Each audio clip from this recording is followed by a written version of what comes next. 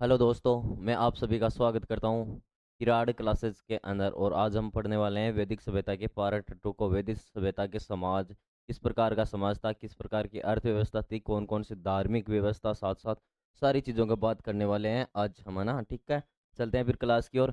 और आज रहने वाला है हमारा जो रहने वाला है चौथा टॉपिक, तो आप सभी को पता है कौन सा रहने वाला है। वैदिक काल। वैदिक वैदिक काल का समाज। वैदिक काल का समाज क्या रहने वाला है। समाज, वैदिक काल का समाज रहने वाला है। और इस वैदिक काल के समाज में हम क्या बात करने वाले हैं कि इसमें वैदिक काल में सामाजिक जो स्थितियाँ थी वो किस प्रकार की थी, ये किस पर आधारित थी, जैसे कर्मकांड व्यवस्था, इन सारी चीज़ों की हम बात करने वाले हैं। तो पहली बात करेंगे कौन सी, पितृस्तात्मक। कौन सी, पितृस्तात्मक। पितृस्तात्मक समाज, पितृस्तात्मक समाज, है ना। समाज। और आपकी जो सिंधु घाटी सभ्यता पड़ी तो वो मातृस्तात्मक थी। किस, क्योंकि धीरे धीरे वैदिक काल में आते आते जो सारा का सारा कार्य था वो पिता, मुखिया कौन होने लगा था, समाज का पिता होने लगा है, जिसके कारण क्या कहा जाता था, पितृस्तात्मक। और यहाँ पर तो वैदिक सभ्यता में क्या होता था कि पिता अपनी संतान को बेच भी सकता था। और ये बात किस कहाँ पर कही गई है, ऐत्रेय ब्राह्मण में। कहाँ पर, ऐत्रेय, ऐत्रेय ब्राह्मण में, ब्राह्मण में, ऐत्रेय ब्राह्मण, क्षत्रिय ब्राह्मण के अंदर कही गई है। क्या बात कही गई है कि आप अपने पिता जो था वो अपनी संतान को क्या कर सकता था, बेच सकता था। क्या कर सकता था, बेच सकता था। क्या लिखा हुआ आता था, शनु, शनु सैफ आख्यान, सनु सैफ आख्यान, आख्यान, सनु सैफ आख्यान लिखा हुआ आता है, सनु सैफ आख्यान। फिर याद रखना कि दूसरा क्या याद रखोगे, क्या याद रखना है बेटा जी, तो याद रखना है कि क्या याद रखोगे कि समाज की सबसे छोटी इकाई, समाज की सबसे सबसे छोटी इकाई, समाज की सबसे छोटी इकाई। और समाज की सबसे छोटी इकाई क्या थी, परिवार या कुल। क्या थी, परिवार या कुल हुआ करती थी। और इसका मुखिया कौन हुआ करता था, तो याद रखना मुखिया, मुखिया, मुखिया, तो मुखिया याद रखना कुलपति कौन था, कुलपति। कुल का मुखिया कुलपति हुआ करता था। ठीक है बेटा जी, याद रहेगी इतनी बात। फिर है 3 नंबर। 3 नंबर में क्या याद रखोगे, तो 3 नंबर में आपको याद रखना है कि गुरुदेव क्या याद रखें कि एक तो ऋग्वेद के 10वां मंडल जो है, इसका, ऋग्वेद, ऋग्वेद, ऋग्वेद का जो 10वां मंडल है, 10वां मंडल, क्या लिखा गया है 10वें मंडल में, ऋग्वेद के 10वें मंडल में क्या लिखा गया है, क्या लिखा गया है बेटा जी कि पुरुष सूक्त में 4 वर्णों का हमें क्या मिलता है, उल्लेख मिलता है। पुरुष सूक्त में क्या मिलता है, 4 वर्णों का उल्लेख मिलता है। क्या मिलता है, 4 वर्णों का, चार। ऋग्वेद के पुरुष सूक्त में, कहाँ पर, पुरुष, पुरुष सूक्त, पुरुष सूक्त के अंदर मिलता है। सूक्त में क्या मिलता है, चतुवर्ण, चतुवर्ण, 4 वर्णों का उल्लेख मिलता है। और 4 वर्ण वो कौन कौन से थे, और वो आपके 4 वर्ण कौन कौन से थे, कौन कौन से थे बेटा जी, आपके 4 वर्ण कौन कौन से मिलते हैं हमें, तो याद रखना कि गुरुदेव कौन कौन से मिलते हैं, 4 वर्ण कौन कौन से मिलते हैं। एक, सबसे पहले जो आपका 4 वर्ण है, उन 4 वर्णों में सबसे पहले कौन था आपका, ब्राह्मण। कौन था, ब्राह्मण, है ना, ब्राह्मण, ब्राह्मण। ब्राह्मण के बाद में कौन था आपका, तो याद रखना क्षत्रिय, है ना, क्षत्रिय, क्षत्रिय। क्षत्रिय के बाद में आपका कौन था, शूद्र। कौन था, वैश्य, वैश्य सॉरी, कौन था, वैश्य। और वैश्य के बाद में कौन था आपका, शूद्र। कौन था, शूद्र। कौन था बेटा जी, शूद्र। कौन था, शूद्र। अब इनकी उत्पत्ति के बारे में पूछा जाता है तो ब्राह्मण की उत्पत्ति कहाँ से होती है, माना जाता है कि मुख से। कहाँ से, मुख से किसकी होती है उत्पत्ति, ब्राह्मण की। और कंधों से, है ना, भुजाओं से या कंधों से, कंधों से या भुजाओं से किसकी होती है, भुजाओं से, क्षत्रिय की रक्षा करने के लिए भुजाओं से, है ना। वैसे की कहाँ से है, जंघाओं से। कहाँ से, जंघाओं से। कहाँ से होती है, जंघाओं से। और शूद्र की उत्पत्ति कहाँ से होती है आपकी, पैरों से, है ना, पैर से। कहाँ से होती है, पैर से होती है। और शूद्र शब्द का प्रथम बार उल्लेख मिलता है यहाँ पर, कहाँ क्या मिलता है, प्रथम बार उल्लेख मिलता है। क्लियर है बेटा जी इतनी बात। चलिए नेक्स्ट, नेक्स्ट पेज की अगर बात करें तो नेक्स्ट में हम बात करने वाले हैं इन्हीं के बारे में थोड़ी, है ना। फिर याद रखना, क्या याद रखना है कि अनार्थ हेतु शब्द है, अनार्थ हेतु शब्द, अवन हेतु शब्द, क्या क्या शब्दों का प्रयोग किया जाता था ना। जैसे अब अब्रैन वेदों को मानने वाला, है ना, अपजन यज्ञ करने वाला, अनास अद्यवेदु अव्रत मधुक, और मनोरंजन का क्या साधन था, मनोरंजन, ये याद रखना है, क्या मनोरंजन, मनोरंजन के लिए लोग क्या क्या करते थे। तो मनोरंजन के लिए जो आपके वैदिक सभ्यता के लोग हैं वो क्या क्या करते थे, रथ दौड़, क्या करते थे, रथ दौड़, रथ दौड़ के बाद में क्या करते थे, जैसे कि रथ दौड़ हो गई आपकी, घुड़ दौड़ हो गई, घुड़ दौड़, घुड़ दौड़ के बाद में आपकी कौन सी हो जाती है, घुड़ दौड़ के बाद में पासा संगीत, पासा खेलते थे, पासा, अगर पासा से टाइम पास नहीं हो रहा तो संगीत आयोजन करवा देते। ठीक है बेटा जी, क्लियर है इतनी बात। फिर याद रखना, और क्या याद रखोगे, प्रमुख तत्व है, क्या याद रखोगे, प्रमुख वस्त्र कौन से थे, प्रमुख, प्रमुख वस्त्र, प्रमुख वस्त्र कौन कौन से पहना करते थे। तो प्रमुख वस्त्रों में अगर बात की जाए तो आपकी सूती व ऊनी वस्त्र पहना करते थे, सूती व ऊनी वस्त्र, ऊनी वस्त्र, वस्त्रों की बात करेंगे हम, है ना। यहाँ पर थोड़ी जहाँ पर बात करनी होगी वहाँ पर, है ना, तीन प्रकार के होते थे, किस कितने प्रकार के, तीन प्रकार के होते थे, तीन प्रकार के, तीन प्रकार के वस्त्र हुआ करते थे। कौन कौन से हुआ करते थे तीन प्रकार के, तो क्या क्या याद रखना है आपको, एक तो वास, क्या याद रखोगे, वास, अधिवास, अधिवास, वास, अधिवास, अधिवास के बाद में क्या याद रखोगे कि उष्णीय, वह उष्णीय, इन तीनों की बात करने वाले हैं हम, ना, उष्णीय बात करेंगे इन तीनों की क्या क्या होती है। फिर एक आपका आता है नीवी, क्या आता है, नीवी, और ये नीवी कहाँ पहने जाने वाला था, अंदर पहने जाने वाला कपड़ा, अंदर पहने जाने, जाने वाला, अंदर पहने जाने वाला कपड़ा। क्लियर है बेटा जी। चले नेक्स्ट,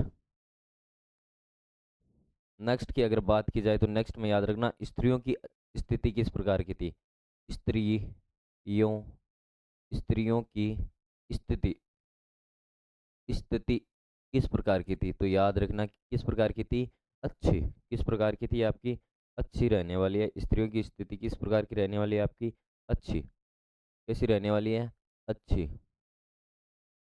ठीक है बेटा जी, कैसी कैसी रहने वाली है, अच्छी रहने वाली है। स्त्रियों की स्थिति किस प्रकार की है, अच्छी थी। ठीक है ना। जैसे कि आप याद रखना, एक नाम याद रखना, जैसे जाये दस्तम, क्या याद रखोगे, जाये दस्तम, जाये दस्तम, और ये जाये दस्तम क्या हुआ करता था, या ऋग्वेद में इस जाये दस्तम का उल्लेख कहाँ मिलता है, ऋग्वेद में, कहाँ पर मिलता है बेटा जी, ऋग्वेद में मिलता है। और ऋग्वेद में, है ना, ऋग्वेद में जायज स्तंभ का अर्थ क्या मिलता है कि पत्नी ही घर है, क्या मिलता है, पत्नी ही घर है, पत्नी ही घर है, पत्नी ही घर है, ये कहाँ पर कहा गया आपके ऋग्वेद के अंदर जायद स्तंभ के नाम से कहा गया है।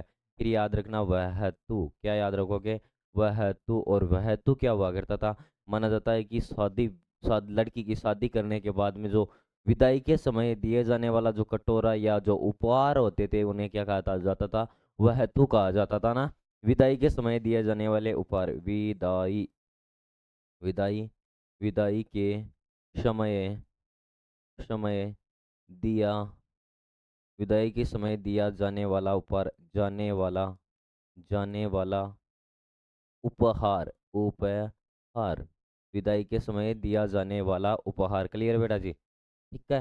नेक्स्ट, अब बाल विवाह, यहाँ पर प्रथा कौन कौन सी प्रचलित नहीं थी, तो जैसे कि आपकी एक हो गई बाल विवाह, बाल विवाह है, और आपकी सती प्रथा, सती प्रथा, सती प्रथा के साथ साथ में आपकी पर्दा हुआ, पर्दा प्रथा, वह पर्दा प्रथा, पर्दा प्रथा, इस प्रकार की कोई प्रथा प्रचलित नहीं थी, है ना, प्रचलित नहीं थी। ठीक है बेटा जी, प्रचलित नहीं थी।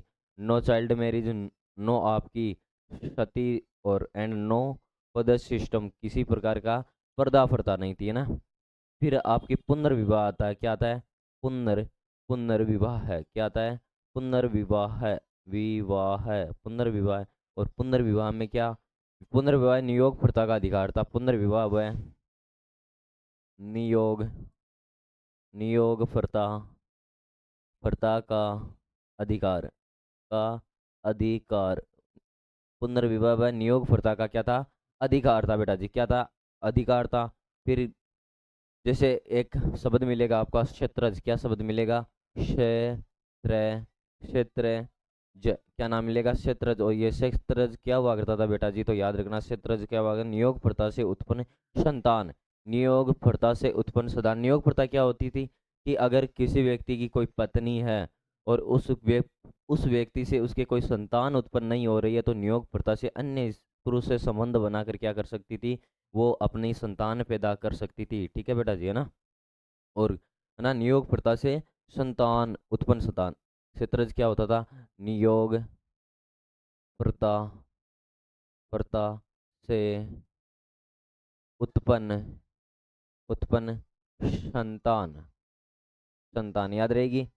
एक शब्द और कौन सा याद रखना आपको, जैसे कि अमाजू, क्या, अमाजू। और ये अमाजू क्या हुआ करती थी, तो अमाजू याद रखना, अमाजू क्या होता था, आजीवन कुंवारी महिला, आजीवन, आजीवन कुंवारी, कुंवारी महिला, महिला, कुंवारी महिला क्या हुआ करती थी आपकी, अमाजू हुआ करती थी। क्लियर है बेटा, जितनी बात है याद रहेगी, इतनी बात है ना।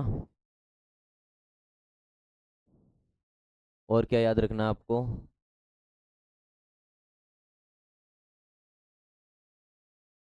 और क्या याद रखना है यहाँ पर आपको, क्या याद रखोगे बेटा जी, याद रखना, क्या याद रखने वाले कि खान पान, क्या याद रखोगे, खान व पान किस प्रकार का था, खान पान। और खान पान में क्या याद रखना है आपको, तो खान पान में याद रखना है कि कुछ शाकाहारी भी थे, कुछ व मांसाहारी भी थे, शाकाहारी, शाकाहारी प्लस मांसाहारी, है ना, मांसाहारी भी थे क्या, मांसाहार भी थे, शाकाहार के साथ साथ मांसाहार लोग भी यहाँ पर निवास करते थे, है ना। ठीक है, शाकाहार तो किस प्रकार के होते थे, शाकाहार जो व्यक्ति होते थे वो क्या करते थे, तो शाकाहार व्यक्ति याद रखना वो केवल और केवल दूध दही घी, जैसे कि दूध,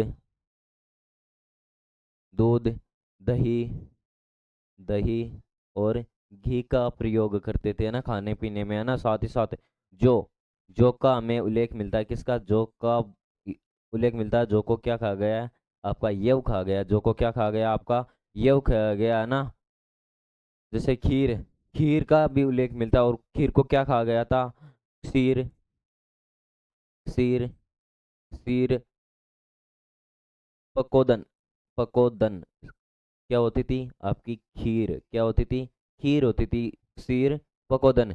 फिर याद रखना करम्ब, है ना, करम्ब, करम्ब याद रखना। और ये करम्ब क्या हुआ करता था, मान लो कि जो का सूत प्लस दही, जो और जो की राव, राब आप जानते हो कि जैसे राबड़ी बनाना जानते हो, जो की गुलियां निकाल के उनको दही में मिलाकर खाने, है ना, जो की गुलियों का, जो सूत, क्या, जो का, जो का सूत प्लस सूत, जो का सूत प्लस दही, प्लस दही मिलाकर क्या बनती थी आपकी, करम्ब बनती थी, क्या बनती थी, करम्ब बनती थी। क्लियर है, जैसे आज हम राबड़ी बोलते हैं। चले नेक्स्ट पेज की ओर, नेक्स्ट पेज में चलते हैं।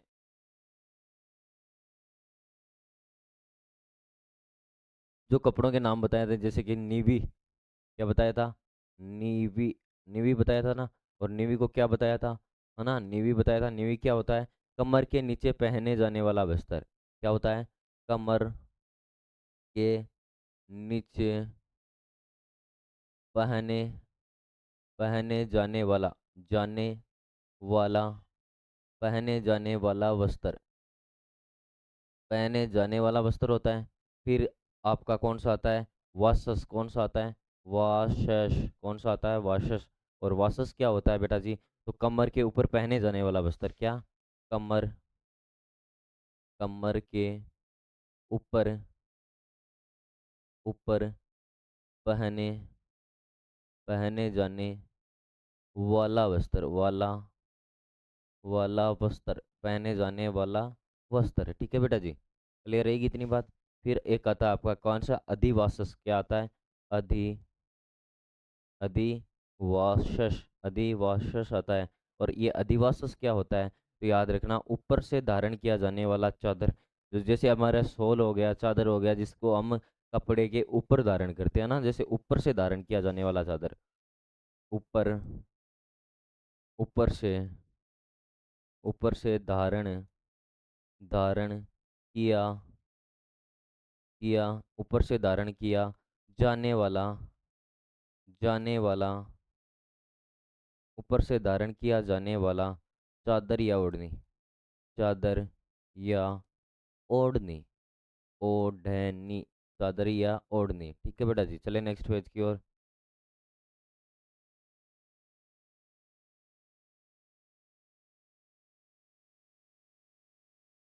चले नेक्स्ट पेज की ओर। और ये नेक्स्ट पेज आपके लिए है कि उत्तर वैदिक काल का जो, हम वैदिक काल के समाज को पढ़ा था, अब उत्तर वैदिक काल में समाज किस प्रकार का हो गया था। वहाँ पर उत्तर वैदिक, उत्तर वैदिक काल, काल का समाज, का समाज, उत्तर वैदिक काल का समाज किस प्रकार का हो गया था। उत्तर वैदिक काल में समाज, है ना आपका, उत्तर वैदिक काल में समाज किस प्रकार का हो गया था।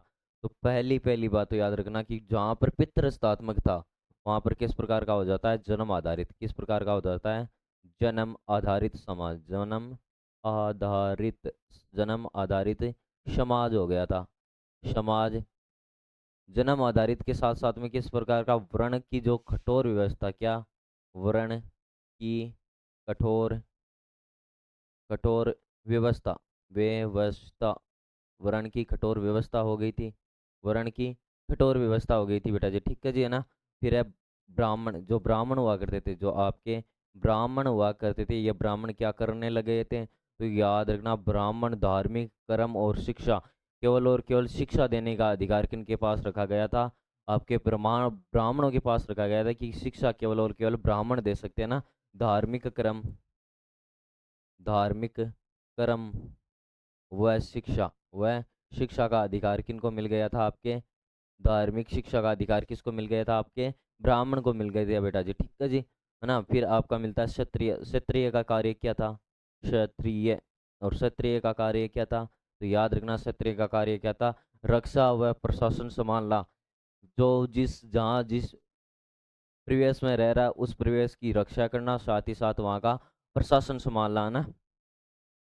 रक्षा व प्रशासन, रक्षा व प्रशासन, प्रशासन, रक्षा व प्रशासन रह गया था। फिर याद रखना तीसरा आपका जो कौन सा था, वैश्य, जो वैश्य समाज था या वैश्य जो वर्ग था आपका, उस वैश्य वर्ग का भी कार्य निर्धारण कर दिया गया था, जैसे कि कृषि पालन, कृषि करना, पशुपालन करना और व्यापार संबंधी, या कर एक तरदाता ना, करदाता एक तर करदाता था। ठीक है, क्या क्या क्या करना, तो याद रखना कृषि करना, कृषि करना, पशुपालन, पशुपालन, कृषि करना, पशुपालन, और पशुपालन के साथ साथ में क्या, वह एकमात्र करता था, वह एकमात्र, एकमात्र करदाता, इन दोनों को कर कौन देता था, वैश्य समाज, एकमात्र करदाता, करदाता कौन था वैदिक समाज में, तो याद रखना आपके वैश्य वर्ग के लोग था। फिर आपका कौन सा आता है, अनस्ते बलिकृत, और अनस्ते, अनस्ते कौन सा, बलिकृत दिया जाता था। और शूद्र जो था, क्या आपका शूद्र कौन सा, शूद्र जो था, और शूद्र में क्या याद रखना है, जो शूद्र आपका था, शूद्र में याद रखना है द्विज वर्णों की सेवा करना, ऊपर दिए गए तीनों वर्णों की क्या करना, सेवा, तीनों वर्णों की सेवा, तीनों वर्णों, वर्णों की सेवा, तीनों वर्णों की सेवा किसके द्वारा की जाती थी, आपकी शूद्र के द्वारा की जाती थी। ठीक है बेटा जी। फिर एक आपकी आई थी गोत्र व्यवस्था, क्या आई थी, गोत्र व्यवस्था का आरंभ हो गया था इस समय, किसका, जो आपकी गोत्र व्यवस्था है, व्यवस्था, गोत्र व्यवस्था का क्या हो गया था, आरंभ हो गया था, गोत्र व्यवस्था का आरंभ, का आरंभ, आरंभ, गोत्र व्यवस्था का आरंभ हो गया था। और गोत्र व्यवस्था क्या, सर्वप्रथम उल्लेख हमें क्या, फर्स्ट मेंशन कहाँ पर मिलता है, ऋग्वेद में, कहाँ पर मिलता है, फर्स्ट, सर्वप्रथम उल्लेख, सर्वप्रथम, सर्वप्रथम उल्लेख, उल्लेख कहाँ पर मिलता है, सर्वप्रथम उल्लेख, तो याद रखना कहाँ पर मिलता है हमें, ऋग्वेद के अंदर, कहाँ पर मिलता है, ऋग्वेद के अंदर इसका उल्लेख मिलता है, कहाँ पर मिलता है, ऋग्वेद में।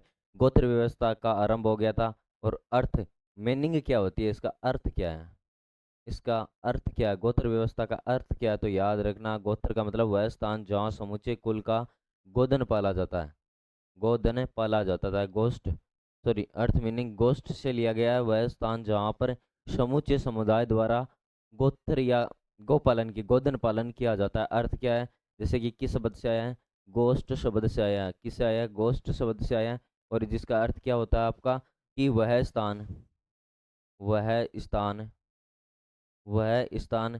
वह स्थान जहाँ समुचे जहाँ समुचे जहाँ समूचे कुल के द्वारा ना कुल का, जहाँ समूचे कुल का कुल का गोधन गोधन पाला जाता है, पाला जाता है जाता है समूचे गोधन पाला जाता है। ठीक है बेटा जी, है ना, क्लियर है इतनी बात। फिर है आपका क्या, फिर आपका आ जाता है उत्तर वैदिक काल। उत्तर वैदिक काल में क्या, कि एक ही मूल पुरुष ने उत्पन्न लोगों का समुदाय समगोत्रीय या विवाह प्रतिबंध था।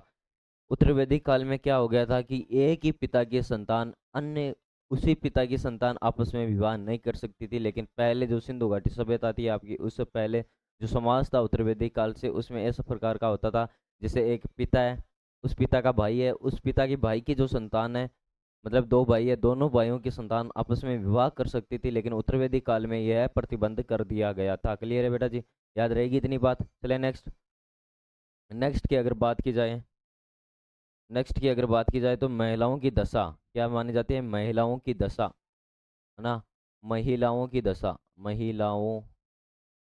महिलाओं की दशा किस प्रकार की थी। उत्तर वैदिक काल में जो महिलाओं की दशा थी वो किस प्रकार की हो गई थी, कि ऋग्वैदिक काल की तुलना में कमजोर, है ना, ऋग्वैदिक काल की तुलना में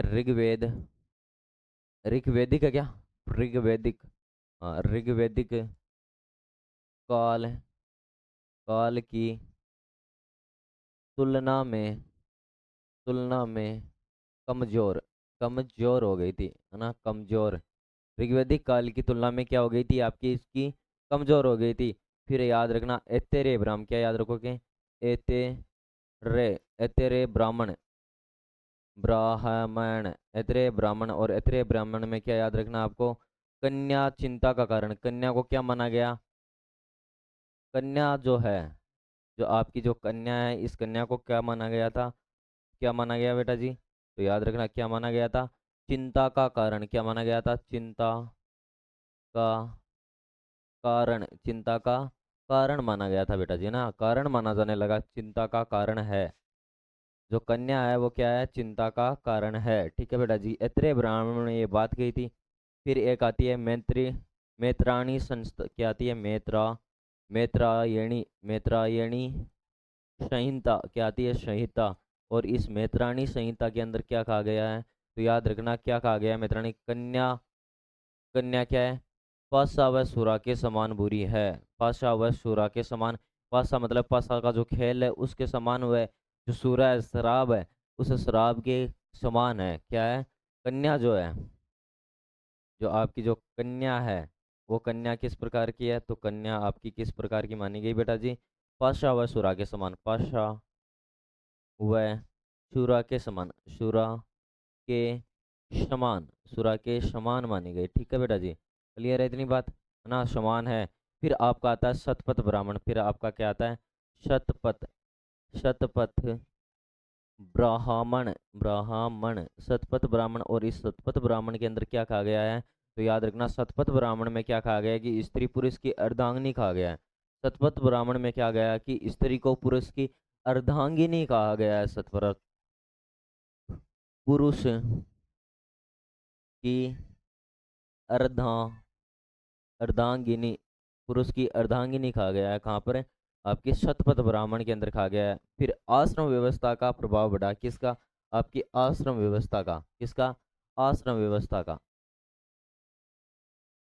आश्रम व्यवस्था, आश्रम व्यवस्था का प्रभाव बढ़ा था। आश्रम व्यवस्था क्या थी, उम्र को 100 भागों के जीवन को 4 चरणों में विभाजित करके, जैसे सामान्य एक व्यक्ति का 100 वर्ष का जीवन मान लिया गया, उस 100 वर्ष को 4 भागों में विभक्त कर दिया गया था, कि पहले चरण में व्यक्ति को क्या करना चाहिए, दूसरे चरण में क्या करना चाहिए, तीसरे चरण में क्या करना चाहिए और चौथे चरण में क्या करना चाहिए। इस प्रकार बांट दिया गया था ना। जीवन प्रणाली को 4 भागों में बांट दिया गया था। जीवन प्रणाली, जीवन प्रणाली को 4 भागों में, 4 भागों में बांट दिया गया 4 भागों में बांट दिया गया। ठीक है बेटा जी, क्लियर है ना। कौन कौन से, पहला कौन सा था आपका, ब्रह्मचार्य। कौन सा था, ब्रह्मचार्य। और ये ब्रह्मचार्य की आयु कितनी रखी गई थी, 0 से 25 वर्ष या 1 से 25 वर्ष, है ना। 0 से 25 वर्ष रखी गई थी। दूसरा आपका आता है, कौन सा आता है बेटा जी, गृहस्थ आश्रम। कौन सा आता है, गृहस्थ आश्रम। और एक गृहस्थ आश्रम की 26 से कितनी मानी गई थी, 50 वर्ष, है ना। फिर आपका तीसरा आता है, कौन सा आता है, तीसरा आता है वानप्रस्थ आश्रम। कौन सा था, वानप्रस्थ आश्रम। और ये वानप्रस्थ आश्रम की आयु 51 से 75 रखी गई थी बेटा जी। कितनी, 51 से 75 या 50 से 75, है ना। 50 से 75, 25 से 50। फिर चौथी थी आपकी संन्यास आश्रम। कौन सी, संन्यास संन्यास आश्रम। संन्यास आश्रम था बेटा जी। संन्यास आश्रम 75 से आपका 100 रखा गया था, है ना। 75 से 100 रखा गया था। और शतपथ, क्या याद रखो, छांदोग्य में 3 आश्रमों का उल्लेख मिलता है। जो आपका कौन सा, छांदोग्य, और जो छांदोग्य उपनिषद है, छांदोग्य उपनिषद है। उसके अंदर क्या, 3 आश्रमों का उल्लेख मिलता है। तो पहले, सबसे पहले 4 का कहाँ पर मिलता है, तो याद रखना, जाबोली उपनिषद में।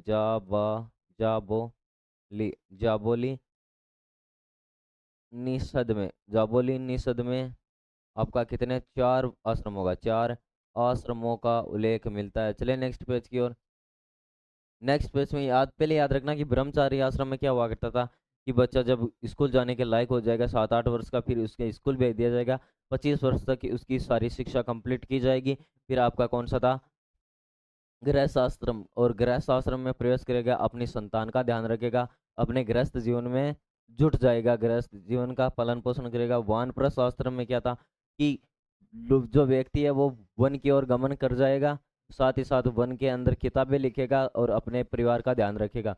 लेकिन जो संन्यास आश्रम अंतिम है, वो अपने मोह माया छोड़ देगा और संन्यास आश्रम में डूब जाएगा। चले नेक्स्ट की ओर चलते हैं। तो नेक्स्ट है आपका पंच महायज्ञ। 5 प्रकार के यज्ञ किए जाते थे। क्या, पंच महायज्ञ किए जाते थे, पंच महायज्ञ। 5 प्रकार के बड़े बड़े यज्ञ किए जाते थे। गृहस्थ आश्रम को मनुष्य के 5, गृहस्थ आश्रम में मनुष्य को 5 महायज्ञ का अनुष्ठान करवाना ही होता था ना। 5 महायज्ञों का अनुष्ठान, है ना, करवाना ही होता था। जिसमें पहला था ब्रह्म यज्ञ। कौन सा, ब्रह्म यज्ञ। ब्रह्म यज्ञ था पहला कौन सा था आपका, ब्रह्म यज्ञ। और ब्रह्म, प्राचीन ऋषियों की प्रति श्रद्धा। ब्रह्म यज्ञ का क्या अर्थ था, प्राचीन प्राचीन ऋषि ऋषियों के प्रति के प्रति के प्रति क्या दिखानी थी, श्रद्धा। क्या, श्रद्धा दिखानी थी, है ना। फिर आपका कौन सा आता है दूसरा, तो दूसरा याद रखना देव यज्ञ। कौन सा था, देव यज्ञ। कौन सा था, देव यज्ञ। और देव यज्ञ के बारे में क्या याद रखोगे, कि देवताओं का समान, है ना, देवताओं का समान, देवताओं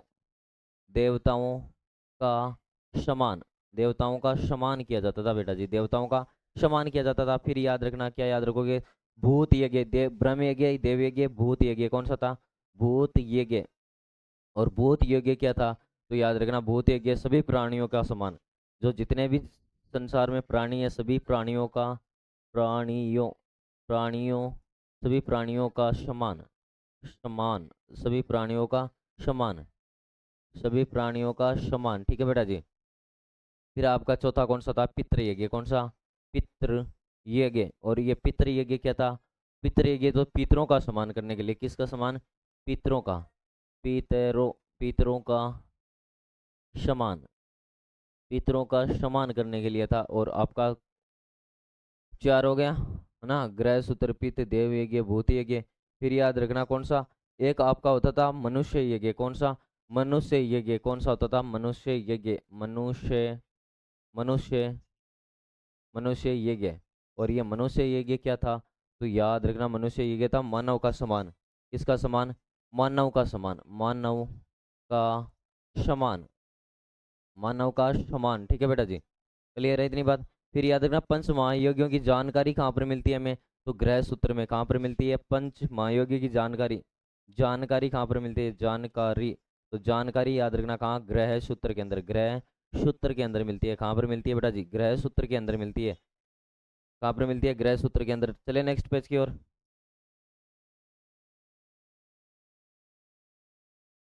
फिर कौन सा आपका उपनयन संस्कारों की अगर बात की जाए तो उपनयन संस्कार। उपनयन 16 संस्कार बताए गए हैं आपके। कितने संस्कार? 16 उपनयन संस्कार है। जैसे 16 संस्कार की शुरुआत होती है ना, उपनयन संस्कार 16 पर हिंदू धर्म में हमारे कितने? 16 संस्कार बताए गए हैं। संस्कार 16 संस्कार कितने हैं हमारे? 16 संस्कार है, जिसमें पहला कौन सा आपका? उपनयन संस्कार है ना। उपनयन संस्कार था 16 संस्कारों में से। जो गायत्री मंत्र या बालक उपनयन संस्कार से क्या करते हैं?